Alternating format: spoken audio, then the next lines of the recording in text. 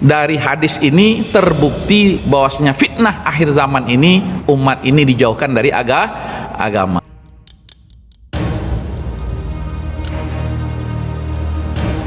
Bapak Ibu sekalian kaum muslimin yang berbahagia, pertama sekali mari kita memanjatkan puji dan syukur kita kehadirat Allah Subhanahu wa taala atas karunia kasih sayang yang Allah berikan. Alhamdulillah ya, kita masih bisa bertahun baru Hijriah. Allahu akbar. Kami kehilangan salah seorang guru terbaik kami, umurnya baru 34 tahun. Hari Sabtu yang lalu. 34 tadi di samping kanan saya udah 60 berapa Pak? 62 ya, dan tak lama sakitnya, kemudian Allah panggil beliau di hari Sabtu yang kemarin.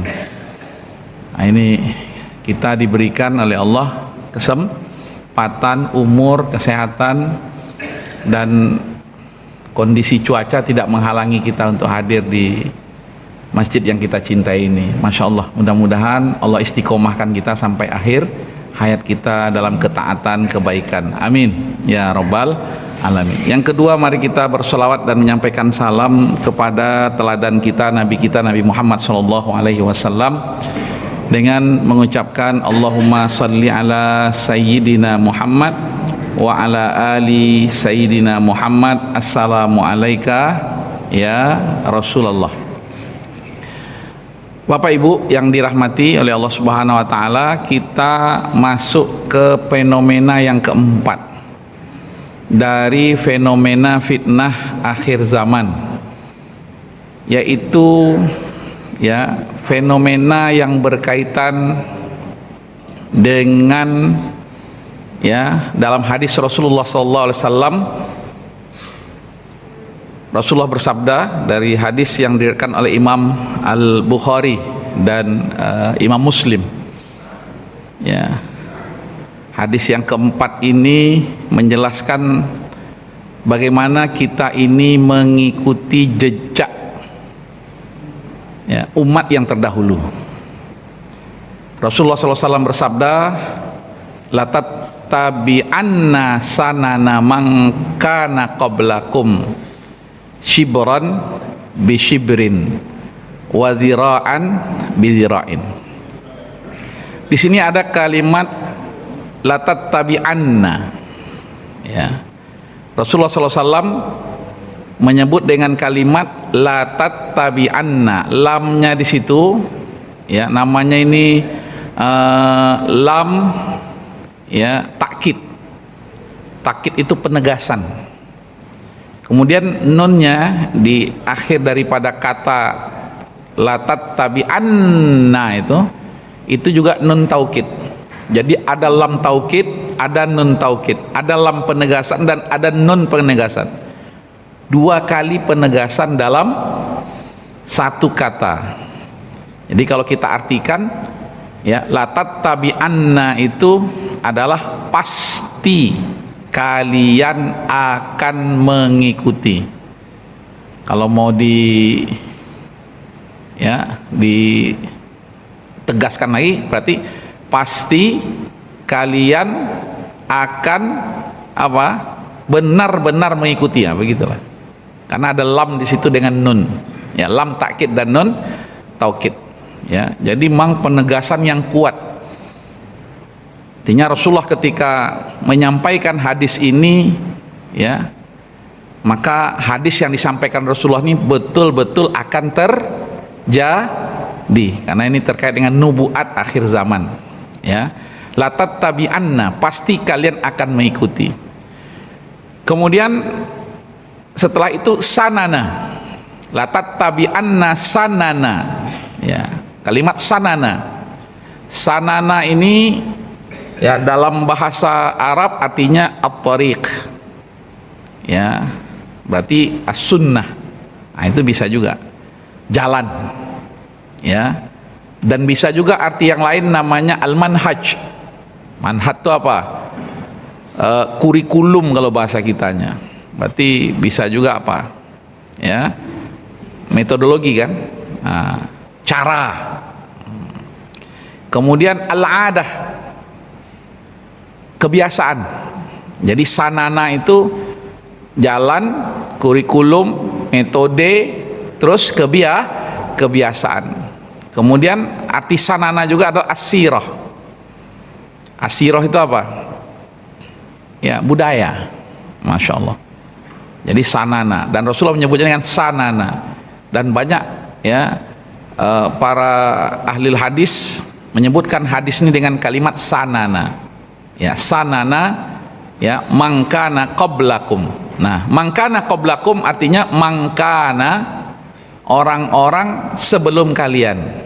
Ya. Orang-orang sebelum umat Rasulullah sallallahu alaihi wasallam. Maka dalam konteks hadis ini nanti sahabat bertanya kan kepada Rasul, apakah mereka Yahudi dan Nasrani? Ya, maka di sini konteksnya mangkana qablakum adalah orang-orang Yahudi dan Nasrani. Ya. Kemudian Rasulullah menyebut shibran bishibrin. Ya, shin ba ra, shibran. Inilah nih shibrun. Ya, kalimat shibrun ini sejengkal. Ya. Tapi makna sejengkal di sini artinya adalah bertahap, tadarruj, sedikit demi sedikit, qalilan faqalilan, ya. Dan artinya bertahap di sini sedikit demi sedikit nih tanpa terasa. Nah, ini yang diartikan oleh para ulama dengan kalimat shibran bishibrin, sedikit demi sedikit, bertahap tanpa terasa. Kemudian Rasulullah menjelaskan zira'an bizira'in, sehasta. Ya, ini berarti lebih apa? Ya, lebih banyak. Ya, lebih banyak lagi. Dinikmati yang sedikit tadi itu, kemudian dikasih yang lebih banyak. Zira'an bizira'in. Zira' itu satu ini, hasta, lengan. Ya, sehasta demi sehasta. Artinya apa? Semakin mirip. Kalau tadi itu bertahap, ini sudah mirip dengan mereka, ya, atau semakin dekat dalam peniruan, meniru. Maka nanti ada istilah tasyabbuh. Maka ya para ulama mengartikan hadis ini juga adalah tasyabbuh. Tasyabbuh itu seperti yang dikatakan Rasulullah SAW, ya, terkait dengan puasa Asyura. Kapan tuh puasa Asyura itu? Puasa pada tanggal 10 Muharram. Ya. Nah, Rasulullah mengatakan kalau aku hidup tahun depan maka aku akan berpuasa 9. Ya, di samping Rasulullah pada tahun itu berpuasa pada tanggal 10-nya. Karena dalam rangka apa? Dalam rangka tidak meniru, ya, orang-orang Yahudi. Karena orang Yahudi ternyata juga berpuasa pada tanggal 10 Muharram, ya. Tapi sekali lagi, puasa 10 Muharram yang dilakukan oleh Rasulullah bukan karena tasyabbuh, meniru orang Yahudi, tapi memang Allah yang memerintahkannya.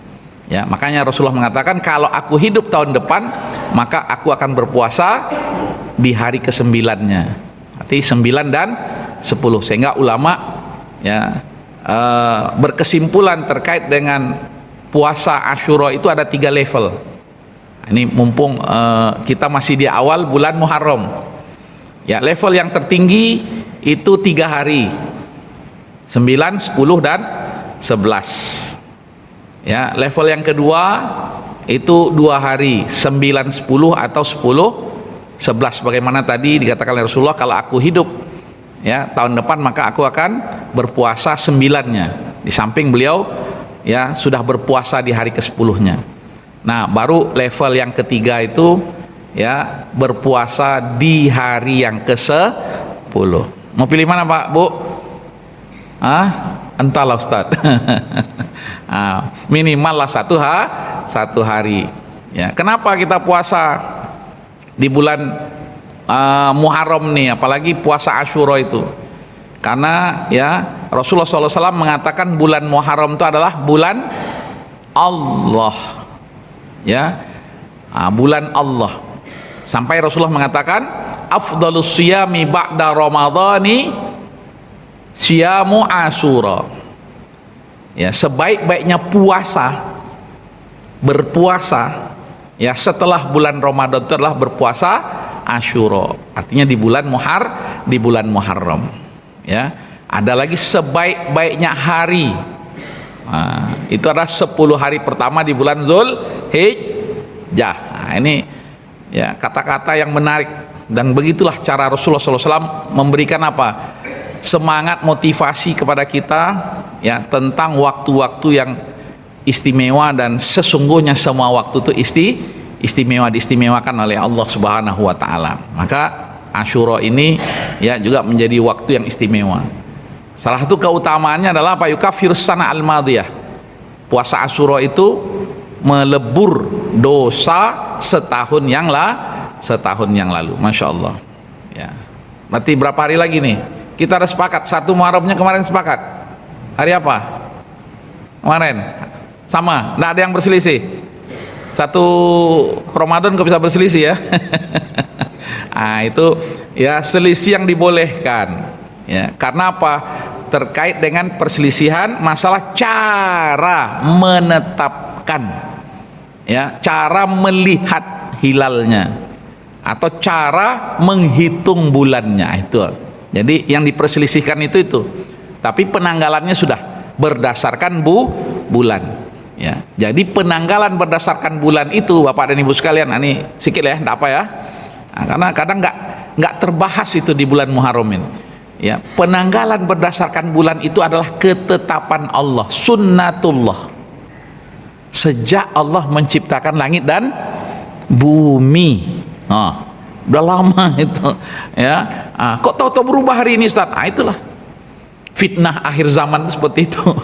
Ya, hilang ya penanggalan berdasarkan bulan yang Allah telah tetapkan sejak Allah menciptakan langit dan bumi. Silakan dibuka itu surat apa itu? At-Taubah ya, ayat 36. Ya, inna iddatasy syuhuri 'indallahi 12 syahran fi kitabillahi, ya, fi kitabillahi yauma khalaqas samawati wal ard.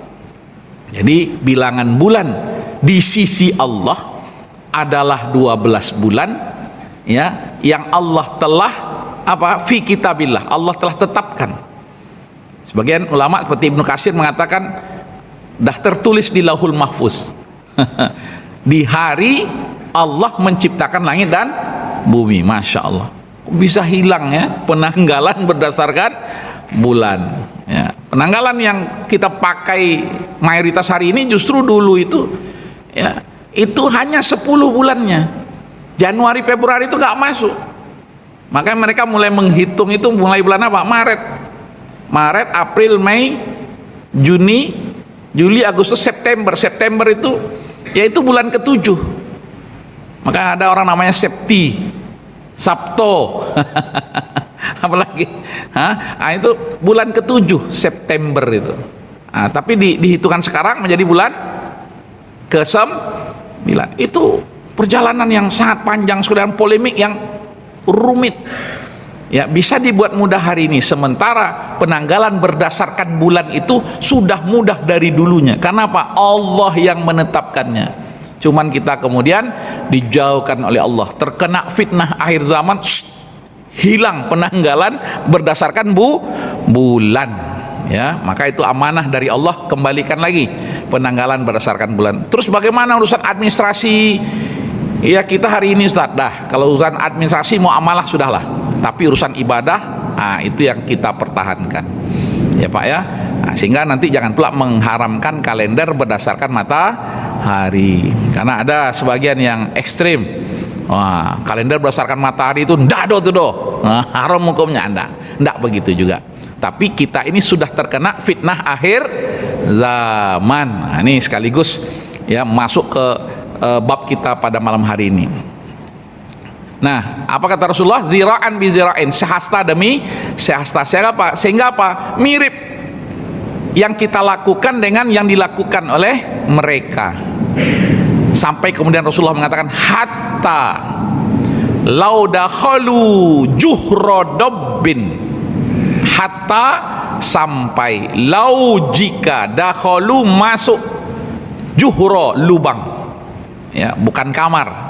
Kalau kamar tuh hujro, al hujurat. Ini juhro itu artinya apa? Lubang kecil aja. Ya, Dobbin itu biawak gurun atau kadal gurun, kadrun gitu ya. Sampai jika mereka ya masuk ke lubang biawak atau kadal gurun, ya masya Allah. Nah, ini oleh para ya ulama disebut dengan makna majazi, ya artinya apa? Mengikuti sampai hal-hal yang tidak masuk akal, ya. Dulu tidak masuk akal, tapi sekarang banyak yang dulu tidak masuk akal jadi masuk akal. Atau kata lainnya apa? Ngikut tanpa pertimbangan, padahal kita diberi akal oleh Allah, ya. Nah, sampai kalian ya disuruh masuk kepada lubang kadal ya gurun, kemudian kalian masuk ke dalamnya. Masya Allah, la haula wala quwata illa. Kemudian ya Rasulullah SAW ketika ditanya, ketika sahabat mengatakan apakah mereka itu Yahudi dan Nasrani, kemudian Rasulullah mengatakan faman, yang artinya apa? Kalau bukan mereka siapa lagi, ya. Nah, ini Bapak Ibu sekalian yang dirahmati oleh Allah Subhanahu wa taala, ya. Pemahaman umum sahabat-sahabat Rasulullah SAW dari hadis yang diriwayatkan oleh Imam Bukhari Muslim nih, hadis ini sangat-sangat masyhur, ya. Jadi tidak bisa hadis, dulu ada upaya untuk menghilangkan hadis-hadis seperti ini, ya, karena dianggap berbahaya ya, dianggap apa? Intoleran, ya. Tapi nggak bisa, karena apa? Hadis ini sangat masyhur, ya, dia dikenal, ya. Nah itu, karena ada juga tokoh-tokoh ya yang dulu itu tokoh yang memang ya apa, mereka ini apa, kontroversi, sebenarnya bukan kontroversi lagi, ya, dia ini musuh Islam, tapi hari ini bisa tokoh-tokoh yang menjadi musuh Islam itu menjadi apa, fiktif, dianggap tokoh fiktif, ya, seperti pencetus sekte namanya Syiah. Kalau Bapak Ibu nanti sampai kita ke masalah sekte, ya, sekte Syiah itu pencetusnya siapa? Abdullah bin Sabah. Hari ini di kurikulum pendidikan Islam, di kampus-kampus ya perguruan tinggi Islam, ya, tokoh seperti Abdullah bin Sabah itu dianggap tokoh fiktif. Bayangkan Pak, wah, dah luar biasa, ya. Itu sampai kepada kurikulum dirubah. Nah itu, ini termasuklah dalam hadis yang disebutkan oleh Rasulullah SAW, merubah kurikulum. Oh, enggak ada tuh. Kami sampai berdebat, ya, berdebat. Ayo kita telusuri. Akhirnya enggak dapat juga kawan-kawan ini kan, apalagi sekarang ini gampang sekali untuk mencari referensi yang akurat. Nah, pemahaman umum para sahabat terkait dengan hadis ini, ya, umumnya para sahabat apa? Memahami bahwasanya hadis ini adalah peringatan, ya, mengingatkan, tazkirah tentang apa? Fitnah akhir zaman. Nah, yang kedua, ya, adanya apa? Peniruan umat. Jadi umat ini meniru, ya. Yang ditiru umat terdahulu dalam hal apa? Kerusakan agama. Nah, ini yang luar biasa. Maka secara sistematis para pemikir Islam itu, ya, menetapkan momentumnya adalah setelah Raja Louis IX, ya, mereka memakai yang disebut dengan apa? Ghazwul Fikri, jadi menjauhkan umat ini dari Islamnya. Nah, itu yang menjadi pokok ya dari misi mereka, itu menjauhkan umat ini dari agamanya. Makanya kemudian ya setelah simbol persatuan kaum muslimin, ya, Khilafah Ar-Rasyidah, Khilafah Islamiyah itu runtuh pada 1924, jadi baru kemarin sebenarnya, ya, 100 tahun lebih sedikit. Sekarang 26 1924, berarti 102 tahun, ya. 102 tahun yang lalu diruntuhkan simbol persatuan umat Islam, kepemimpinan Islam itu. Nah, maka pada saat itu barulah tersadar umat ini, sehingga kemudian dicari fenomenanya apa. Nah, salah satunya adalah umat ini sudah dipisahkan umatnya dengan Islamnya, ya. Beliau mengatakan, ya, Islam hari ini, ya, umat Islam di satu lembah, Islamnya di lembah yang lain. Nah, maka kemudian bagaimana ya umat ini kembalikan ya kepada keislamannya. Inilah dari hadis ini terbukti bahwasanya fitnah akhir zaman ini umat ini dijauhkan dari agama ya. Jadi sebagai apa? Peringatan keras. Apalagi ketika Rasulullah mengatakan la tattabi'anna, lam tadi, lam dengan nun. Ya, lam takkid dan nun takkid itu berarti itu adalah peringatan keras. Ya. Karena itu yang kedua Bapak Ibu sekalian dari hadis ini, ya, karena kita ingin mengambil hal yang bisa kita amalkan juga dari hadis ini, dari fenomena fitnah ini. Ya, bagaimana sahabat sikap menyikapinya ya dalam praktek. Ketika mereka paham hadis ini, bagaimana mereka menyikapinya?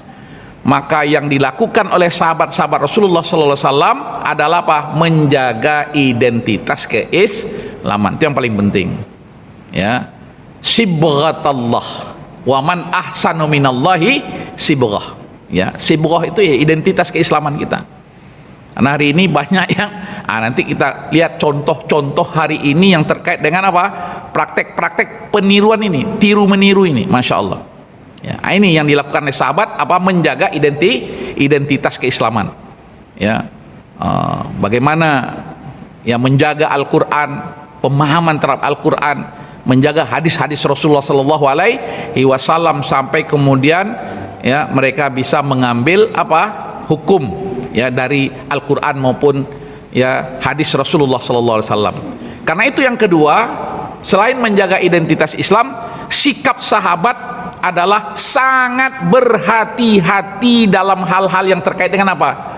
Tasyabbuh tadi itu. Makanya dulu itu ya istilahnya satu aja, sunnah. Ya istilahnya sunnah. Kalau nggak sunnah berarti bid'ah. Ya itu istilah ya yang beredar di kalangan sahabat. Ya walaupun ternyata konotasi istilah sunnah hari ini rupanya udah berbeda pula dengan yang dulu. Diambil dari sahabat itu istilah sunnah tuh, loh kok ini udah berbeda? Itu kita jangan ke situ ya, nanti melebar deh ya.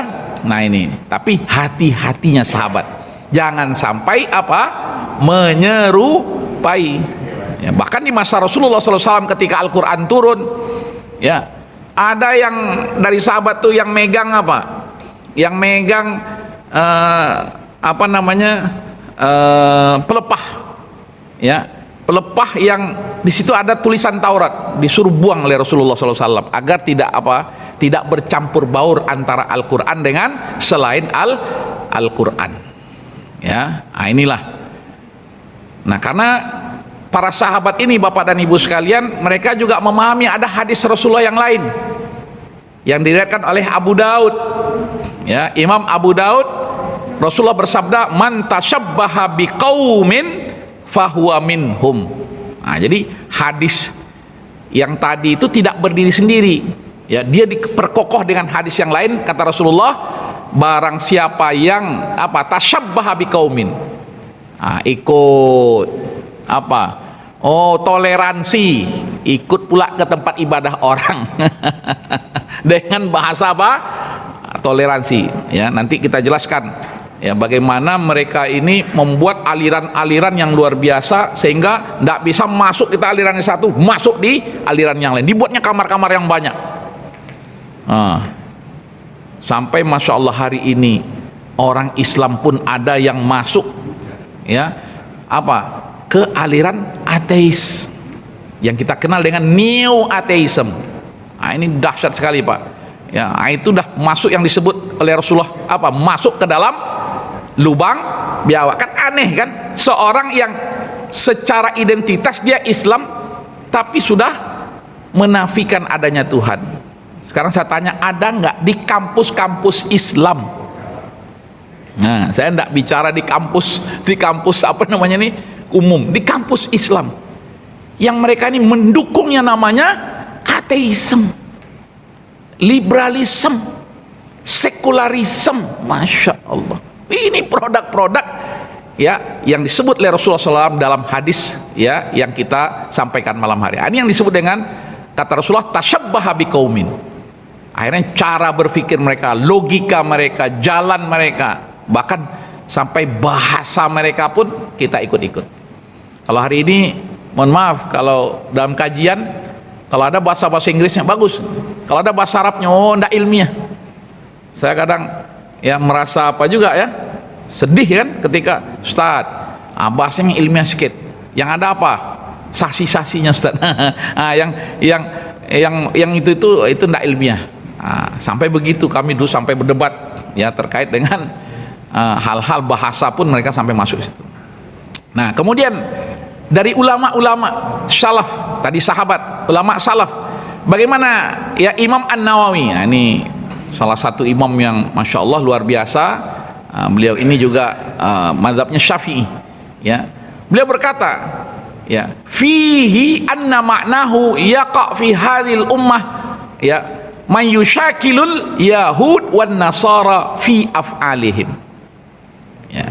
Kata Imam An-Nawawi ya, akan ada dari umat ini yang menyerupai Yahudi dan Nasrani dalam perbuatan mereka. Nah, Imam Ibnu Hajar Al-Asqalani, ini masya Allah orang Asqalan ya, ini ulama dari Palestina ya, yang sekarang ini Asqalan ini dikuasai oleh Israel ya. Nah, Imam Ibnu Hajar Al-Asqalani menjelaskan wal murad atashabbuh bihim fil ma'asi wal mukhalafat la fi kulli syai'. Nah, Imam Ibnu Hajar ini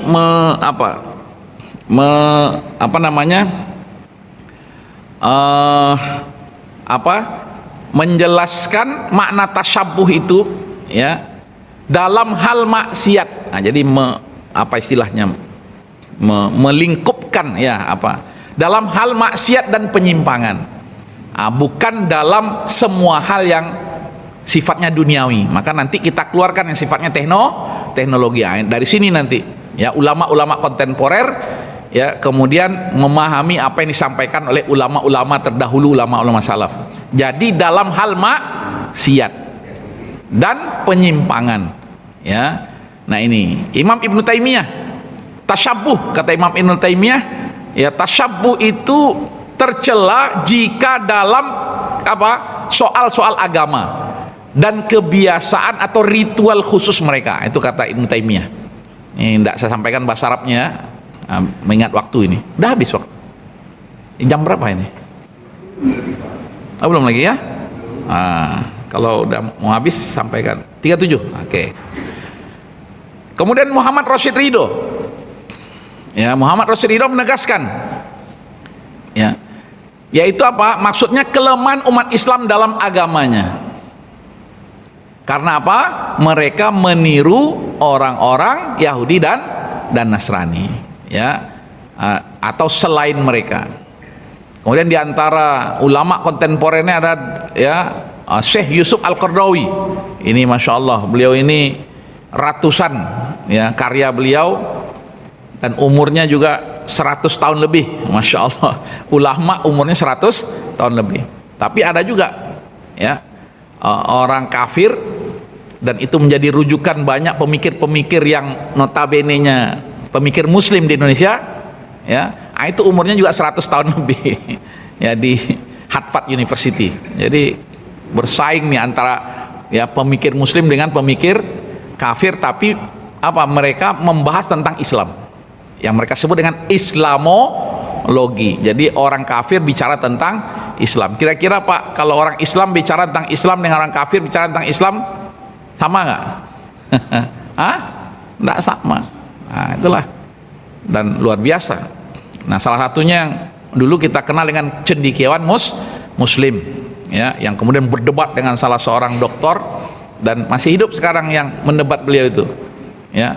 Marganya Sitorus, Allahu Akbar. Dan kami masih komunikasi ini dengan beliau ya, masya Allah. Tapi beliau ini sering diajak ke luar negeri dia, terutama ke Amerika malah ya.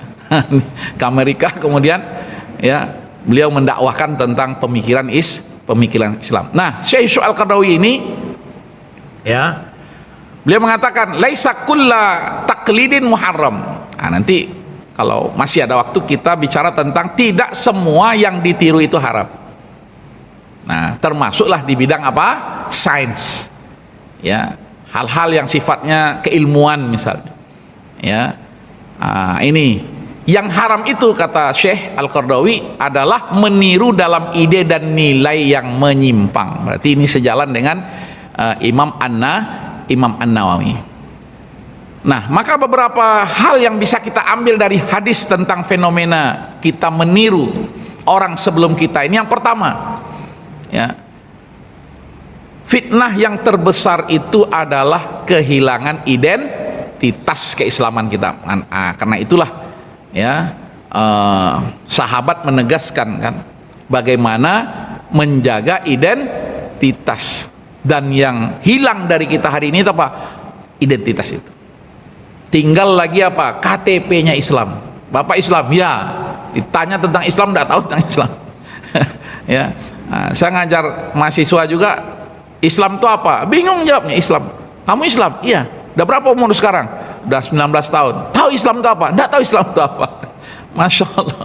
Nah, itu baru definisi Islamnya. Belum lagi identitas keislamannya. Ya.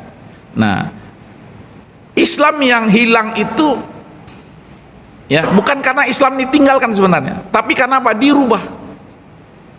Makanya sekarang ada istilah apa? Islam moderat.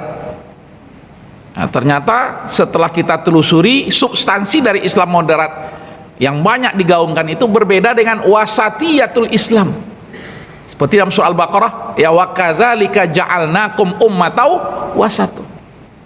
Itu sudah berbeda. Seolah-olah bahasa sama, moderasi Islam. Islam moderat. Nah, ternyata ya di lapangannya sudah berbeda. Jadi dari dalam dirubah. Ya. Nah, maka para pemikir kita mengatakan sekarang ini kita juga dalam apa? Ma'rakatul istilahat. Apa itu? Ma'rakah itu perang.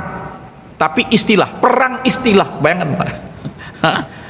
Mereka memakai istilah yang ada pada kita juga, ternyata substansinya beda. Nah, ini cara mereka yang disebut dengan apa? Latat tabi'anna sanana mang qablakum. Jadi ndak serta merta begitu, karena umat ini kan ndak bodoh kan. Yang namanya manusia itu punya akal. Maka mereka sangat halus sekali permainannya, bagaimana kemudian kita ikut. Nah, yang kedua, dari hadis tersebut yang bisa kita ambil, ya, selain fitnah yang terbesar adalah kehilangan identitas, yang kedua adalah penyimpangan terjadi secara bertahap, jadi tidak langsung. Maka ada metodologi perang pemikiran, ya, yang banyak kemudian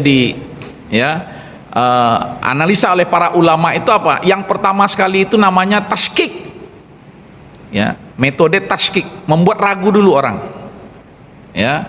Setelah itulah baru pelan-pelan orang kemudian apa? Tidak menganggap lagi itu seperti Al-Quran. Sekarang ada yang menganggap Al-Quran itu apa? Bukan kitab suci, tapi dia adalah produk budaya. Itu.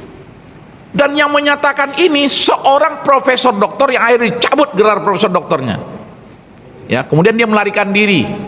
Namanya siapa? Nasir Hamid Abu Zaid. Kabur dia ke Belanda, diterima, dan sekarang dengan umurnya sudah makin tua itu masih hidup dia. Ya. Dia menjadi guru besar Islamologi di Leiden University di Belanda. Ya. Dia mengatakan Pak, Al-Qur'an itu, ya, adalah produk budaya. Sementara kita mengatakan Al-Quran itu adalah kalamullah, lafaz dan makna. Jadi yang sakralnya itu yang dicabut, Pak. Bayangkan, di sini banyak pengikutnya, dan itu ada di kampus-kampus, bahkan menjadi apa? Rujukan di kampus-kampus Islam. Masya Allah. Nah, ini, ya, tantangan kita hari ini kan. Jadi di mana anak awak sekolah anak kita mau sekolah tafsir hadis, ya, agama Islam, di mana lagi Ustaz? Jangan khawatir, masih banyak. Ya, dan di kampus-kampus itu juga banyak yang lurus-lurus, walaupun kadang berselisih dengan yang bengkok-bengkok tadi itu. Ini, ya, penyimpangan terjadi secara bertahap. Ini lama. Dulu aja kita tidak menerima isu sekularisme. Hari ini jangankan sekularisme, liberalisme dan ateisme aja kita iya kan, bahkan dianggap wacana pemikiran Islam. Wacana pemikiran Islam mana?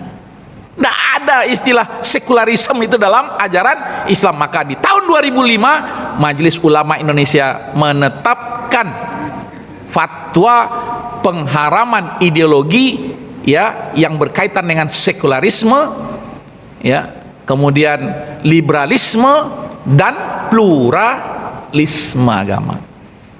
Nah, kemudian mereka ini kelompok-kelompok yang ya tidak mengakui adanya pluralitas. Berbeda antara pluralitas keberagaman. Ada orang suku Jawa, suku Minang, suku Batak, suku apa ya, berbeda, itu pluralitas. Bhinneka Tunggal Ika, bukan itu. Ini adalah pluralisme agama, mengatakan semua agama sama. Nah, inilah hari ini mereka nyata ya, secara nyata mengatakan semua agama sama. Yang berbeda itu apa? Cara beribadahnya, Tuhannya satu. Bayangkan Pak, nah ini kalau ini kan sudah sampai kepada tahap apa? Disuruh masuk ke lubang, dalam akal kita kan tidak masuk. Iyakah? Iyakah semua agama sama? Gimana Pak? Setuju? Nggak ada. Orang nggak sekolah aja nggak lah Ustaz. Ya, kalau semua agama sama, ya ngapain banyak agama? Bahkan orang agama lain pun coba ditanya, enggak lah Ustaz, kalau semua agama sama, ya hari ini kami agama Islam, besok kami dah agama apa lagi, gitu. Itu orang agama lain mengatakan begitu. Maka mereka ini menjadi musuh juga, musuh agama-agama juga, ya. Tapi penyimpangan itu terjadi secara bertahap sampailah kepada yang paling parah sekarang ini, itu. Nah, shibran, kata Rasulullah, shibran bi shibrin, sampai ziraan, sampai kalian disuruh masuk kepada ya lubang ya yang kecil itu, kemudian ya kita masuk. Yang ketiga, ya dari hadis ini ya kita melihat apa? Ada fenomena ya di umat ini apa? Ikut-ikutan budaya lain. Nah, nanti ada tersendiri kita bicara tentang apa? Budaya populer, pop. Gimana Bu? Anak-anak kita banyak yang K-pop, quick, dah apalah, pusing saya. Ya Allah, sedih ya, sedih nggak? K-pop, apa lagi? Banyak kan? Termasuk yang kemarin itu semuanya di aura farming dan sebagainya, itu banyak. Ya, istilah-istilah dimunculkan itu, ya itu semuanya adalah apa? Budaya-budaya yang sengaja diciptakan. Ya, jadi itu. Kemudian yang keempat, hadis ini ya menjelaskan juga kepada kita apa? Bahwasanya umat ini ya kan memang terpengaruh dengan umat yang lain, terutama dalam apa? Gaya hidup. Dan yang betul-betul nampak hari ini yang dulu rasanya mustahil, apa itu? Hedonisme. Apa hedonisme itu? Bersenang-senang. Ya. Di antaranya di budaya hedonisme itu apa? Flexing. Kan sekarang ya begitu ya. Banyak istilah-istilahnya. Ya, ini terpengaruh dengan umat lain, terutama di gaya hidup. Gaya hidup yang berikutnya apa? Permisivisme, budaya permisif. Apa itu? Menghalalkan segala cara. Kalau yang tadi yang penting bersenang-senang, kalau ini ya pokoknya halal, serba boleh ya. Dan kedua-duanya ini lahir daripada apa? Liberalisme. Nah, itu bahayanya paham liberal itu ya. Kalau kemarin itu sekuler itu masih ada agamanya, walaupun dipisahkan agama itu dengan ya kehidupan. Tapi kalau liberalisme ini tidak ada lagi ya, serba apa? Serba boleh, serba bebas. Terjadi nggak hari ini Pak? Terjadi. Sudah ditangkap satu, rupanya yang lain ya. Jadi dulu saya masih ingat, saya masih kecil tahun 80 itu ya, itu kita heran menengok orang ya di satu instansi dia mengambil yang bukan hak dia. Kalau sekarang itu gimana coba? Ya, terbangun sistem. Jadi kalau dulu tuh kita masih bicara itu oknum Pak Ustadz, nah, kan gitu kan. Kalau sekarang ada lagi istilah oknum tuh enggak? Bingung kita kan? Itu yang disebut dengan apa? Sampai kita ikut apa? Cara mereka menghalalkan segala cara. Malah orang yang lurus sekarang ini dibengkokkan, dikorbankan, masya Allah. Bahkan ya sampai mengorbankan apa? Mengorbankan nyawa mereka. Nauzubillah. Ya, saya diceritakan di suatu tempat, ya, dikorbankan orang yang lurus itu. Karena apa? Untuk mendukung seolah-olah ini betul-betul adalah masalah apa? Terorisme. Tengok tuh katanya, orang yang sholat aja sampai begitu. Saya nggak sebutlah di negara mananya. Ya, nah itu sampai dikorbankannya orang yang padahal ya ini skenario yang luar biasa. Nah ini ya. Dalam gaya hidup ya banyak lah. Dan hari ini kita kalau mengatakan orang itu sukses standarnya apa? Punya uang, iya. Punya kedudukan, populer, iya kan? Nah itu standar sukses itu sudah mengarah kepada hal-hal yang berbau materialisme. Nah itu dalam gaya hidup, ya. Dalam moral, pacaran gimana di Pekanbaru? Sudah jadi gaya, menormalisasi pacaran bebas, betul nggak Pak? Kita udah nggak bicara kota besar lagi sekarang nih, bicara Pekanbaru. Dalam pemikiran, nah tadi pemikiran relativisme moral. Apa yang dimaksud dengan relativisme moral itu? Ya, moral itu relatif. Ya, dari sudut pandang mana? Nah, itu yang relatif itu. Ya, maka ya masuk kepada satu kesimpulan apa? Semua benar. Ya. Nah ini. Kemudian sekularisme dalam pemikiran, agama dipisah dari kehidupan. Makanya kemarin ketika kita buat ya, misalnya apa? Yang agamis enggak masuk lagi sekarang. Jadi yang berbudaya.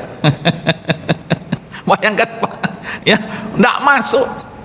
Ya, sampai dikatakan Ustaz, nah ini mohon maaf nih Pak Kuku, ya, itu perda terkait dengan masjid itu kecolongan kan? Nah, ini di sana tuh orang Islam, tapi itulah kenyataannya Pak. Jadi kalau ada, karena dianggap masalah agama ini masalah di pusat sana katanya, urusan kemenak. Masya Allah, la haula wala quwata. Ya kenapa? Kita menganut paham sekularisme. Kenyataannya betul kan? Nah, jangan marah dengan saya. Nah, karena ini kita bicara hadis kan, bicara apa tadi? Fitnah akhir zaman. Ya, dalam budaya digital ikut tren tanpa nilai. Ya, hari ini viral lebih penting daripada kebenaran. Makanya akhirnya apa? Ya, begitu kebalikannya viral, bingung kita kan? Dulu yang lama tuh masalah siapa itu? Kiai siapa dengan yang punya apa itu, yang punya rental mobil apa ya?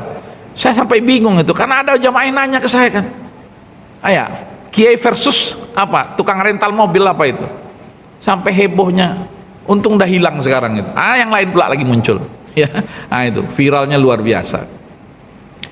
Ya kalau dalam agama pasti, ya banyak hal-hal dalam agama, ya.